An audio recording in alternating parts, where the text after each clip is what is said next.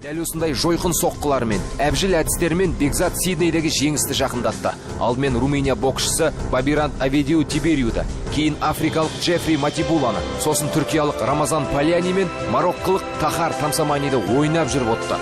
Нағыз сенсация. Жаһан журналистері жарыса жазды. Қазақстанды картадан іздеп әлек болды. 20 жасар жігіттің жұдырықтасу өнеріне бас иді. Ал финалдағы қарсылас оңай емес. Әлем чемпионы америкалық Рикардо Хуарес еді. Шетелдің, тіпті мына Ресей комментаторларына дейін біздің Бекзаттың ойынына тәнті болып отырды. Такой высокий, легкий, немножко напоминает Серика Канакбаева, знаменитого казахского боксера 70-х, 80-х годов, призера Олимпиады в Москве. Сөйтіп Бекзат өркөкірек Американы, әлем чемпионы Хуарестің өзін жылатты. Шатарап қол соқты, шаттанбаған қазақ жоқ. Әнұран шырқалды, көк туды көкте желбіретті. Сиднейден біздің спортшылар олжалы оралды. Мен қуаныштымын неге? Мен қуаныштымын дүниежүзі халқының алдында Қазақстанның көк туын биікке көтергеніне қуаныштымын. Және дүниежүзі халқының алдында Қазақстан әнұранын шырқатқанына қуаныштымын.